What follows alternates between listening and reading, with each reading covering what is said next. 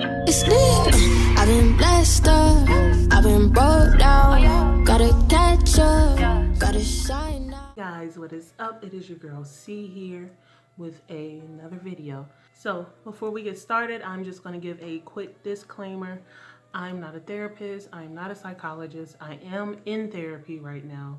So I do not take any credit to these things. These are just things that have helped me. Excuse the lighting. I'm sitting in front of a window, so the lighting may be good, may be bad. So if you hear random noise in the background, that is my puppy. And she is upset right now because she put herself in the kennel and I did not tell her to come out. So if you hear her back there whining and scraping around and everything, that's because she's sitting in her kennel right now with the door open. So with all that said and all that out of the way, I'm going to jump right into this video. Alright guys, so during these 6 months, I have learned a lot. I have to start off with saying that grief is not an easy thing to deal with. There is no time limit to how long you grieve. There is no certain way that you grieve. Each and every one of us will deal with grief and handle it a completely different way. So these are just things that I have learned and things that have helped me, and I just wanted to share it with you guys and just try to help you guys. When we initially lost Melanie, me and my husband, we really did take it really hard. The first month, we really did not try to get any help. We really just focused on actually feeling the emotions that we were feeling.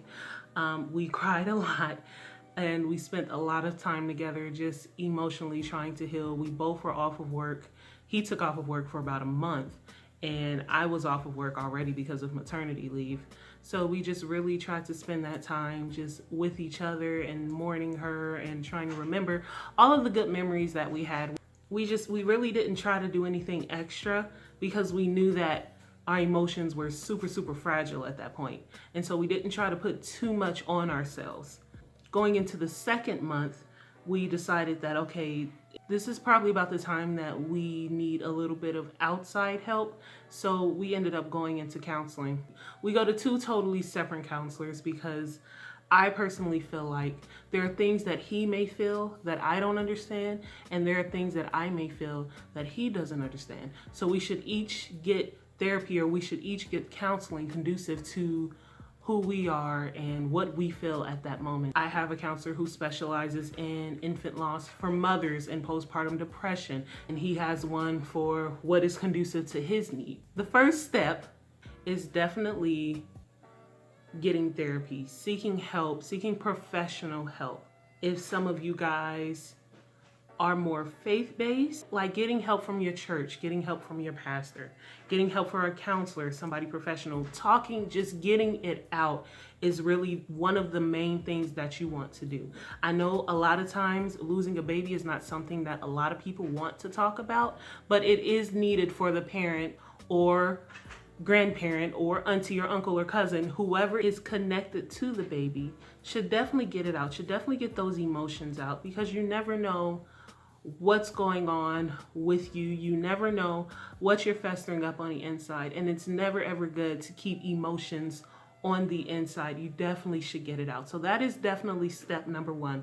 Seek help, seek professional help, seek church-based help, any help you can find, just being able to get it out and talk. So the second thing that we did was doing things that would remind us of Melanie.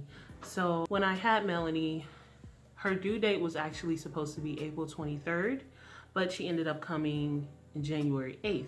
So on April 23rd, we had a balloon release and we invited all of the family out. We just released balloons and my husband said a couple of words, and it was really short. It was really short, but it was really sweet, and it helped us remember that, hey, today, our baby is due today. This was still a special day to us, even though she did not come. We did that because it happened so soon after the day that she actually came, and we just wanted to find something that was positive to help us cope with the fact that her due date was here, but she wasn't.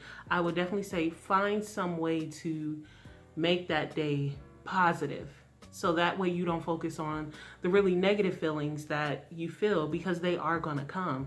You are going to feel sad about it, but being able to spend that day with our family and being able to celebrate her that way definitely helped us. We also set up a memorial table for her that is in our bedroom right now, and there's a link below of, I don't know if you guys have seen that video, but if you haven't, definitely go check it out. And one of the last things that we just recently did a couple of days ago was we had a photo shoot that was dedicated to her. We had t-shirts made that said Daddy and Mommy of Angel Baby Melly, and then we had her birthday on the back of it.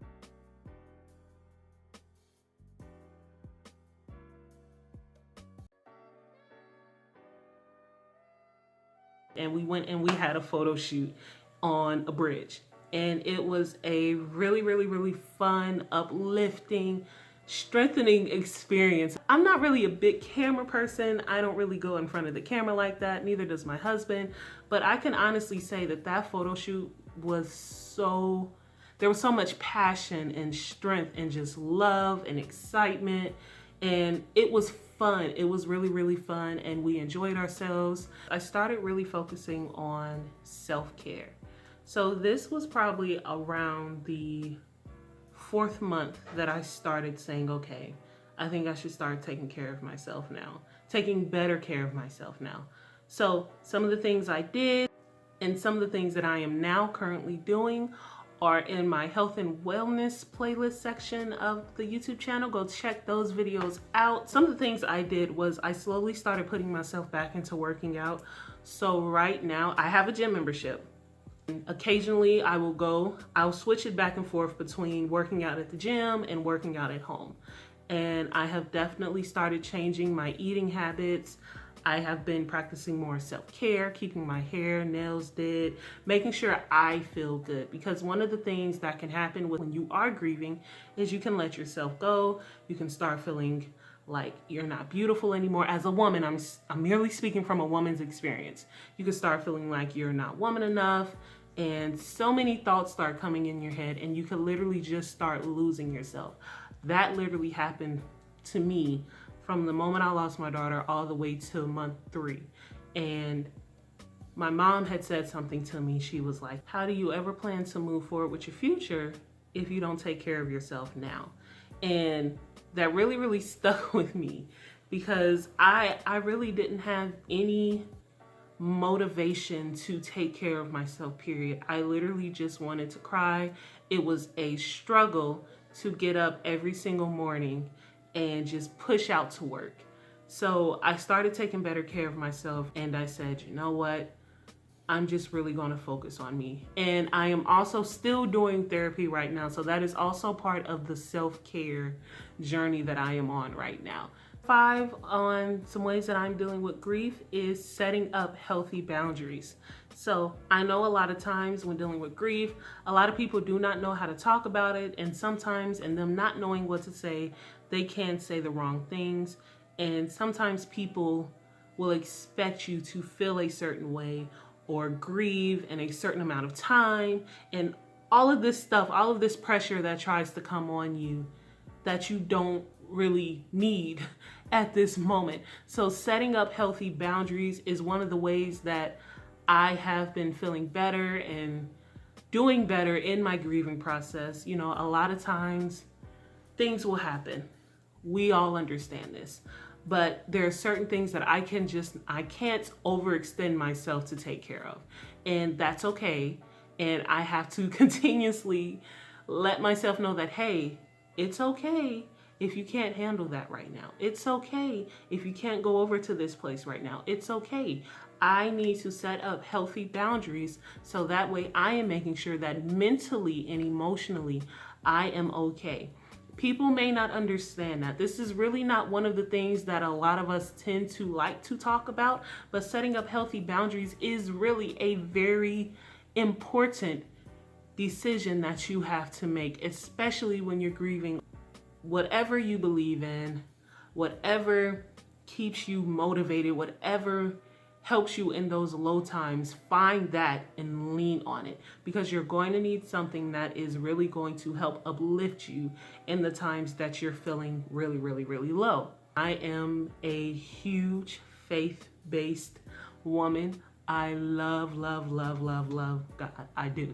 So Leaning on my faith definitely helped me out in this journey and definitely helped me realize that, hey, God is walking with you through all of this.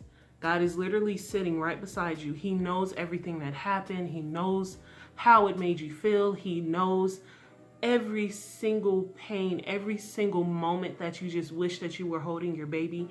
He knows, but he also has a plan for you in the future.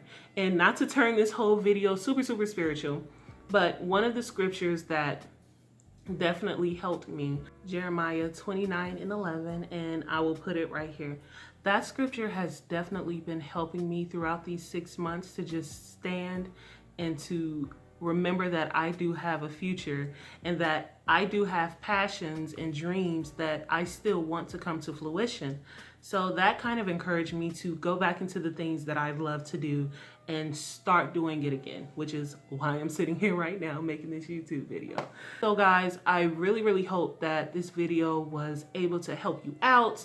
If you have any questions or anything that you would like to ask me, leave it in the comment section below and I will definitely get back to you. And I will see you guys in my next video. All right, peace.